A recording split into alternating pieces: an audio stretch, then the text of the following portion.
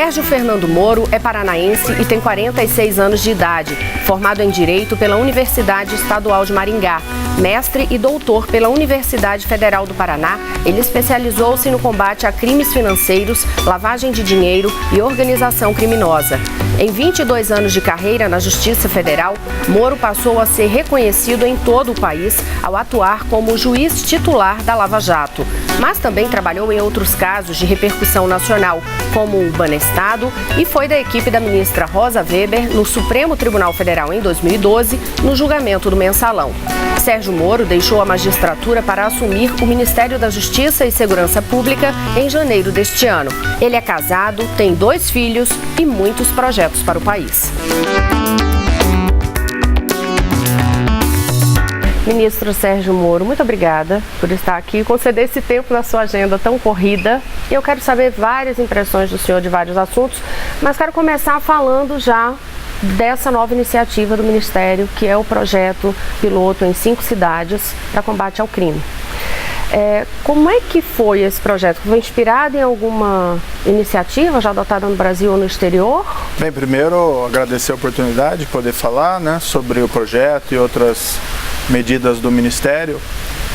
Há sempre uma reclamação corrente, antiga, de que a União Federal não se envolve diretamente no enfrentamento da violência urbana.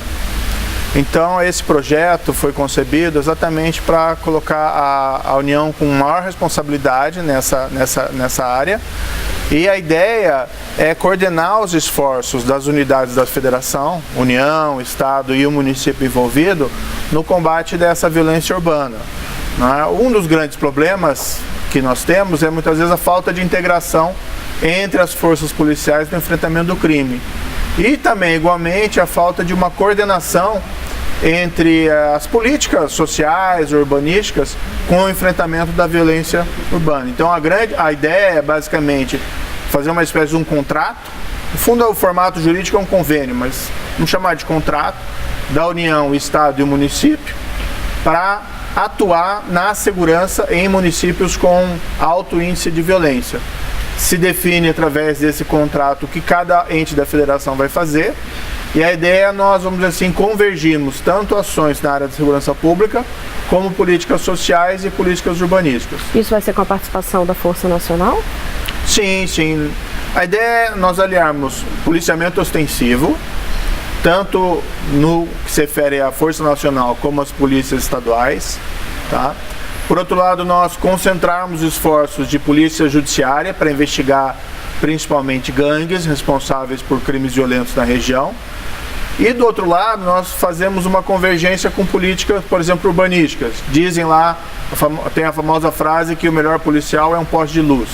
Então você vai numa área degradada, olha, qual que é o problema ali? Não é simplesmente tirar o criminoso violento da rua. Isso é importante.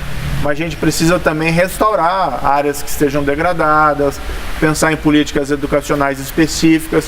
No fundo, são políticas que já existem, mas elas são executadas, vamos dizer, de uma maneira difusa, sem uma convergência. Então, a ideia é olha, essa é uma área especialmente violenta. Vamos nos concentrar, então, policiamento ostensivo, investigação para retirar o criminoso da rua. Por outro lado, vamos aí tratar de políticas sociais focadas naquela região. E como é que vocês pretendem verificar se as metas foram cumpridas? Isso num período de quanto tempo? A ideia é começar o projeto no 2º semestre, né, ministro? A ideia o projeto ainda está em fase de planejamento e programação, nós queremos fazer algo bem feito. Nós vamos pegar 5 municípios como projeto piloto. Claro que o problema da violência no país é muito maior do que 5 municípios, mas a ideia do projeto piloto é exatamente porque é um teste. Vamos ver como funciona, o que funciona, nós vamos aprender com esses projetos pilotos e a ideia depois é expandir essa experiência para vários outros municípios do país. Claro que os outros municípios não ficam até então desamparados, porque vai valer a política geral de segurança do governo, que ela pretende também ser efetiva, mas inicialmente esses 5 municípios são onde nós vamos ter aquele foco específico do enfrentamento da violência urbana. Aí a verificação de metas vai ser em relação à redução na prática mesmo em números de casos, de crimes? Hoje nós temos uma coisa muito positiva, até recentemente nós não tínhamos estatísticas oficiais sobre índices de criminalidade no Brasil. né? Nós nos servimos de índices construídos, ou vamos dizer assim, apurados por entidades não governamentais, faziam um bom trabalho, não tem nenhum demérito nisso, mas nós não tínhamos índices oficiais. A partir de março, começou a funcionar plenamente o tal do Cinesp, com estatísticas nacionais, isso está disponível na página do Ministério da Justiça, e isso nos dá um dimensionamento do fenômeno criminal no país. Então é basicamente verificar, né, vamos, por exemplo, pegar a taxa de homicídios e nós vamos estabelecer a meta de redução nesses municípios onde haja esse foco da atuação pública. Agora, a gente fala em criminalidade, a gente pensa imediatamente em presídios, inclusive na criminalidade que vem de dentro para fora, a violência que vem de dentro para fora dos presídios. Na sua avaliação, qual é a solução para essa crise carcerária no país? Olha, o que nós temos que fazer é iniciar um ciclo virtuoso. Tá? Não se resolve o problema da criminalidade da noite para o dia ou com uma solução mágica. Nós temos que começar a adotar políticas tendentes a solucionar o problema em um prazo razoável, certo? O problema dos presídios envolve aí um descontrole, né? O Estado tem que retomar o controle dos presídios. Isso significa muitas vezes ampliar o sistema carcerário, mas também reformar as prisões já existentes e principalmente, vamos dizer assim, parar também de transigir, né, com a violência ou com o controle dos presídios pelas facções. Não é algo simples, mas é algo possível de ser feito. Veja bem, nós temos os presídios federais, né, os nossos presídios de segurança máxima, nós não temos ali histórico de rebelião, nós não temos históricos celulares ali dentro, nós não temos problemas em geral dentro dos presídios federais. Então é possível, agora precisa realmente investimento. É um modelo a ser expandido, o que é adotado nos presídios federais? O presídio federal tem um sistema de disciplina extremamente rigoroso. Ele é mais direcionado realmente a lideranças do crime organizado. Não é um sistema que pode ser assim reproduzido totalmente nos presídios estaduais, até porque vamos dizer assim, o rigor ali existente nos presídios federais não é necessário para boa parte da população carcerária. Mas de fato é preciso retomar o controle, né? Isso significa muitas vezes investimentos, existe um problema aí de crise fiscal, mas nós temos que tentar resolver isso aí. Nesse caso dos presídios federais, ministro, até se esbarra num problema atual, que é a rejeição dos estados para receber esses presídios. A gente acabou de passar por isso aqui no Distrito Federal. Como é que se soluciona ou se convence o estado de que não, é preciso ter ali, isso não vai ser um dano para aquela unidade da federação? Olha, nós temos que entender o seguinte, nós vivemos num país único e um problema da criminalidade é comum, nós precisamos que todos cooperem. Se nós formos com essa ideia de que nós não podemos ter presídio naquela localidade, naquele município específico, nós não vamos ter presídio em lugar nenhum. Porque o mesmo argumento se coloca para uma cidade como Brasília, pode se colocar para uma cidade como a pequena Catanduvas, no Paraná, que tem lá um presídio federal. Por outro lado, no presídio federal, ou nos presídios em geral, o preço está dentro da prisão, ele não está na rua circulando. Então, assim, há um certo temor, muitas vezes irracional, das pessoas quando vai se construir um presídio em determinada localidade, né? Não é assim, não é que aquela comunidade vai ser dominada pelo crime. Aqui em Brasília, sinceramente, poucas vozes foram contrárias a trazer lideranças criminosas para o presídio federal que já é existente. Eles estão controlados, estão lá dentro do presídio, não tem perigo nenhum, não tem problema nenhum. Falando ainda de combate ao crime, pacote anticrime enviado para o Congresso Nacional. Quando o senhor acredita que de fato o Congresso vai concluir, dizer assim, está aprovado?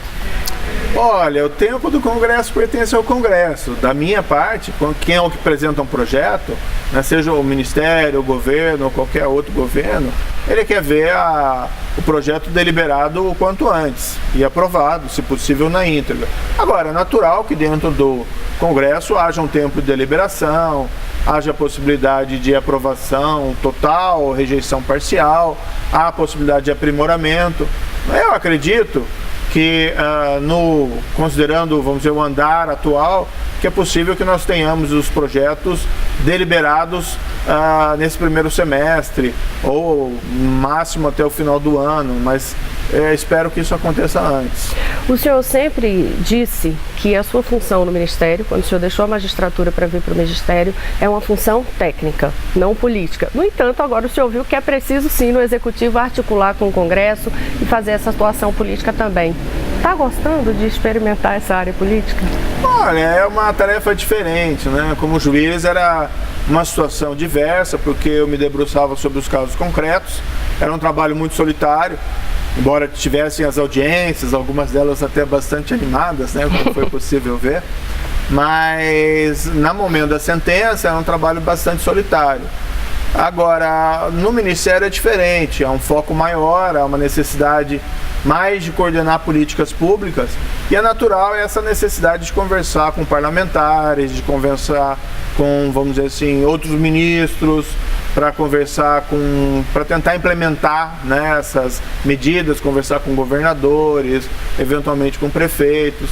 Isso é natural, um pouco diferente, mas nada excepcional. Está deixando aflorar esse lado político também?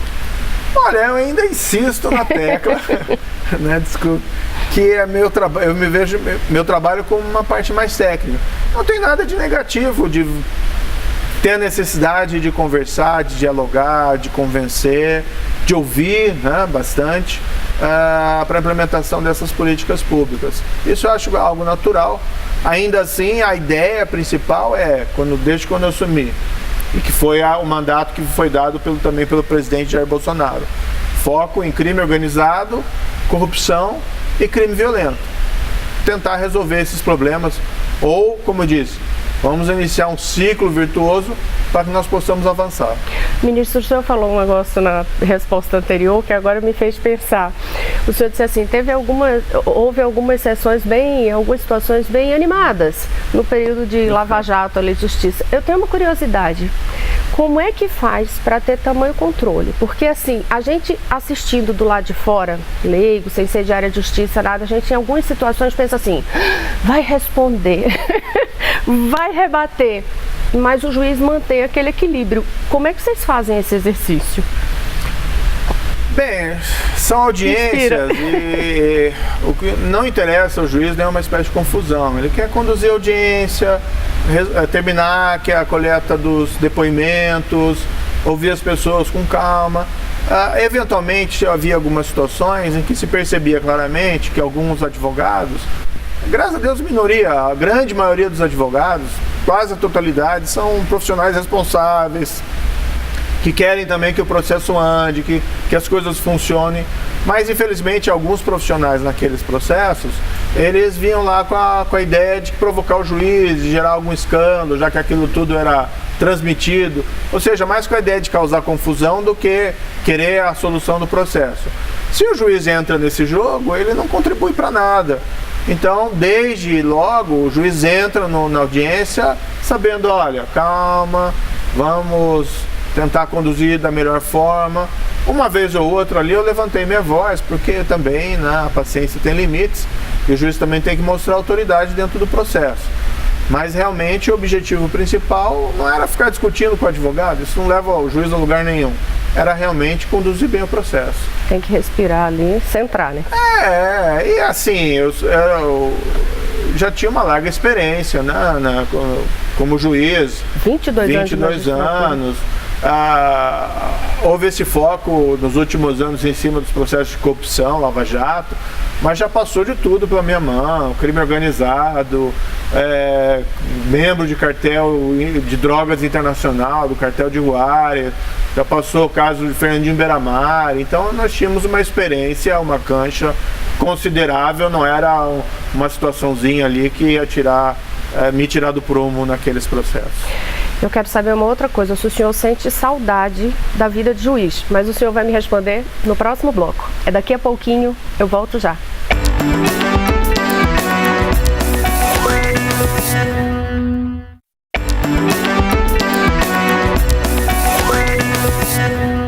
Estamos de volta. Hoje eu converso com o ministro da Justiça e Segurança Pública, Sérgio Moro. Ministro, a gente encerrou o bloco anterior com uma pergunta no ar, que era: o senhor sente saudade de ser juiz? Olha, eu gostava muito de ser juiz, né? Foi uma profissão que eu escolhi, permaneci 22 anos, então não posso dizer que é um período em que eu não tive satisfação profissional. Agora, também é bom fazer uma coisa diferente, né? Então eu já estava 22 anos naquela atividade, vim aqui para uma função executiva, tem toda uma peculiaridade. A principal é que a gente tem iniciativa como juiz.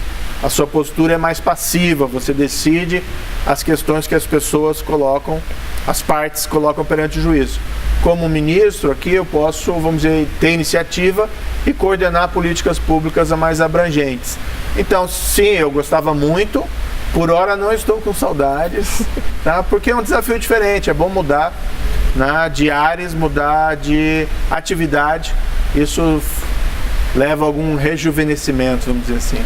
Ministro, durante a sua atuação na Operação Lava Jato, o senhor virou uma espécie de herói nacional para muitas pessoas. E eu sei que na sua adolescência o senhor era um fã de revistas em quadrinhos. Então eu vou resgatar aqui um trecho de um diálogo que tem no quadrinho do Homem-Aranha que diz assim: com grandes poderes vem grandes responsabilidades. O senhor sentiu isso na prática? Realmente existe essa famosa frase dos quadrinhos do Homem-Aranha: quanto maiores poderes, maior responsabilidade. É algo verdadeiro, né? Então, quanto mais poder a pessoa tem, mais responsabilidade ela tem na utilização dela, maior cobrança ela vai sentir. Isso é algo natural. E dentro de uma democracia, ainda mais, porque nós temos que prestar contas, os governantes têm que prestar contas para os governados, têm que fazer um bom trabalho. Aí nós precisamos aliar tanto a boa intenção, como também a eficiência e competência. É um grande desafio. A administração pública tem uma série de regras, tem uma série de burocracias, tem uma série de dificuldades, entre elas a própria questão orçamentária, mas nós temos que apresentar resultados. Esse é o objetivo dentro do Ministério. O senhor, antes de ser conhecido ali como juiz da Lava Jato, o senhor teve vários outros casos, como o senhor já ressaltou, por exemplo, o Banestado, o caso Fernandinho Beiramar. Algum, de fato, para o senhor é um marco maior? É a Lava Jato? Olha, a questão da Lava Jato é mais ou menos o seguinte: nós tínhamos uma tradição de impunidade da grande corrupção. Então nós assistimos jornais televisivos, líamos na imprensa vários escândalos de corrupção graves, às vezes apontando provas significativas mesmo na imprensa. E esses casos normalmente nunca resultavam em condenações criminais, em pessoas sendo presas, em pessoas pagando pelos seus crimes. A Lava Jato, ela muda essa tradição. Claro que é uma tarefa incompleta. Vamos dizer assim, não existe fim da história. Nós precisamos sempre estar construindo instituições fortes. E nesse âmbito das instituições fortes, isso significa a construção do império da lei, o que os anglo-saxões chamam lá do rule of law.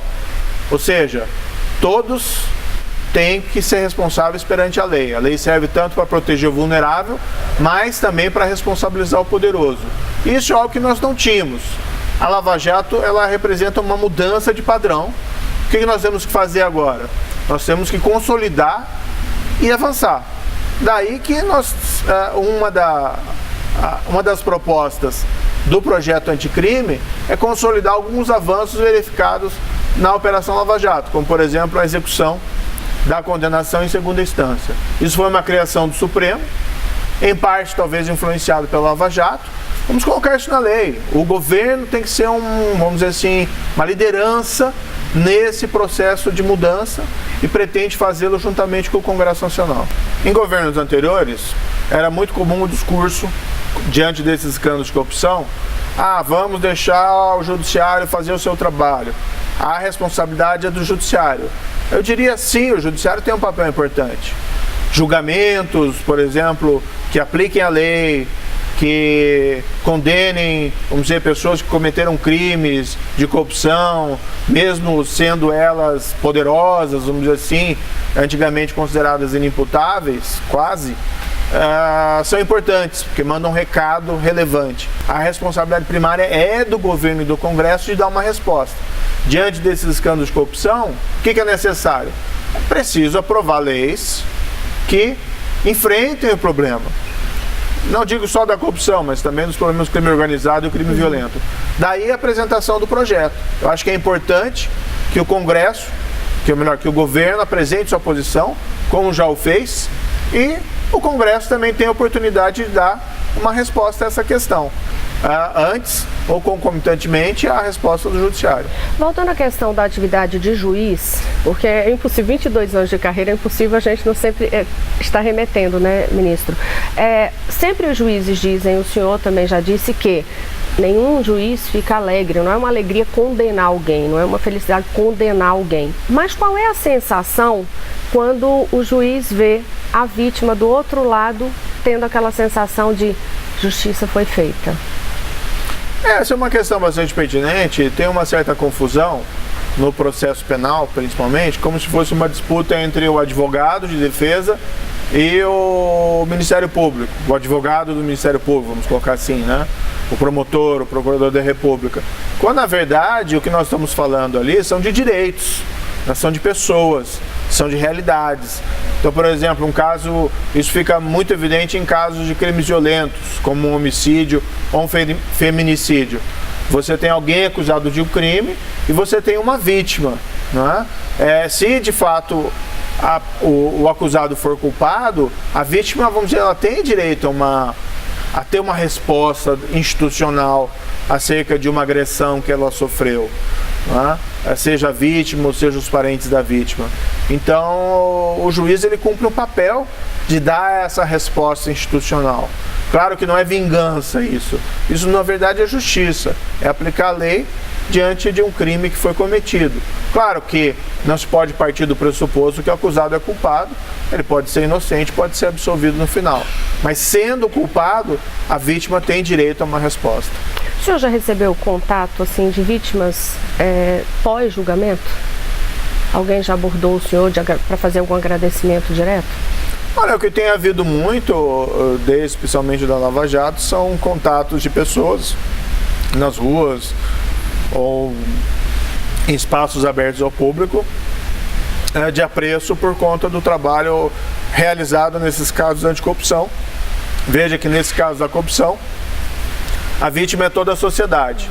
Né? Então é dinheiro que muitas vezes vai faltar para políticas públicas, educação e saúde, muitas vezes decisões erradas que são tomadas na administração pública porque a preocupação é gerar dinheiro para propina e não tomar a melhor decisão do ponto de vista do benefício da população. Então isso tem sido muito comum. O senhor tem essa popularidade ampla, mas resistiu um bom tempo a aderir às redes sociais. Por quê? Como juiz, eu achava que não era lá muito apropriado, certo? Sem nenhum demérito de quem tem uma opinião diferente. Depois que vim aqui para o Ministério, eu relutei um bom tempo, porque não era o meu costume. E de fato, assim, o trabalho é muito intenso, é difícil arrumar tempo para isso. Mas eu achei que no final era uma boa forma de ter uma comunicação direta, né, com a população via rede social, sem a necessidade de uma intermediação da imprensa. Veja que a imprensa tem um papel essencial. A imprensa livre é fundamental para uma democracia. Agora, isso não impede que sejam adotadas outras formas de comunicação. E eu achei especialmente pertinente porque era uma forma de eu expor projetos do Ministério e, igualmente, poder explicar, por exemplo, o projeto anticrime.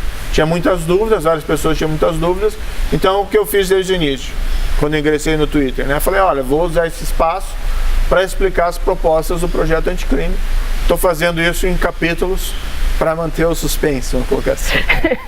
E o senhor, inclusive, já quando começou, fez aquela plaquinha com o calendário, fez a foto para provar que era o senhor mesmo ali, que estava começando, que era o seu Twitter oficial. Aquilo foi alvo de muitos memes. Memes incomodam? Não, acho que faz parte. Aquela pessoa que não consegue rir de si mesmo tem algum problema, né? Eu não vejo problema nenhum quanto a isso. O senhor é uma pessoa que então ri de si mesmo? Olha, sim. Ou quando outros fazem brincadeiras, né? Claro que brincadeiras de mau gosto não, né? Mas enfim. Nem agressividade, né, ministro? Sim, as pessoas nas redes sociais às vezes têm algum certo descontrole, tem que tomar um pouco cuidado. não pode ter aquela duplo padrão de comportamento. Você é um fora da rede social e dentro da rede social você se transforma. Tem que pensar assim, ó, você falaria para aquela pessoa isso que você está escrevendo na rede social, se estivesse frente a frente? Muitas vezes algumas manifestações mais exaltadas na rede social poderiam ser controladas dessa forma. As pessoas normalmente se comportam de maneira mais educada e polida fora da rede social. Então só algum autocontrole, mas não pode ser generalizado, não pode dizer que isso não é algo comum também na rede social. Dessa popularidade, ministro, mais uma coisa, o senhor virou boneco gigante Olinda, máscara de carnaval, mas no carnaval o senhor brinca de alguma forma, não? Carnaval, olha, eu prefiro passar o meu tempo de lazer normalmente com a minha família. Descansando um pouquinho. Meu tempo de lazer é um tempo mais tranquilo, assim. Não sou um grande carnavalesco, mas não tenho nada contra o carnaval. Ministro, a gente já está quase encerrando. Eu queria que o senhor completasse algumas frases. Se eu não tivesse sido juiz, eu seria? Olha, eu sempre gostei. Você lembra aquele programa que tinha Mundo Animal, que passava quando. Na minha adolescência, faz muito tempo, né? É parecido com esse programa de National Geographic hoje, né? Eu gostaria de ser explorador. Meu pai era geógrafo, inclusive. Sempre li vários livros sobre aqueles exploradores do século XIX e mesmo da primeira metade do século XX, que iam lá chegar no Polo Norte, chegar no Polo Sul, explorar o interior da África ou da América do Sul. Sempre achei bacana isso. Depois da atuação como ministro da Segurança, o futuro profissional será? Não sei. O meu foco atual é políticas públicas dentro do Ministério. Né? O meu objetivo é resolver, como diz assim, iniciar aquele ciclo virtuoso. E não estou pensando no futuro distante. O Brasil será um país melhor quando? Olha, eu acho que o Brasil já caminha para ser um país melhor, né? Assumir um novo governo com políticas públicas consistentes, lideradas pelo presidente Jair Bolsonaro. Nós precisamos retomar o crescimento da nossa economia. Existe uma situação de desemprego que incomoda a todos. Por outro lado, nós temos esses desafios na área da segurança pública. Eu acho que nós temos que ter presente a necessidade de formular políticas públicas com responsabilidade. Né? Nessa perspectiva, o Brasil acho que já caminha para ser um país melhor. Obrigada, ministro. Acabou. Vou liberar a sua agenda. Muito obrigado, então. Viu? Muito obrigada.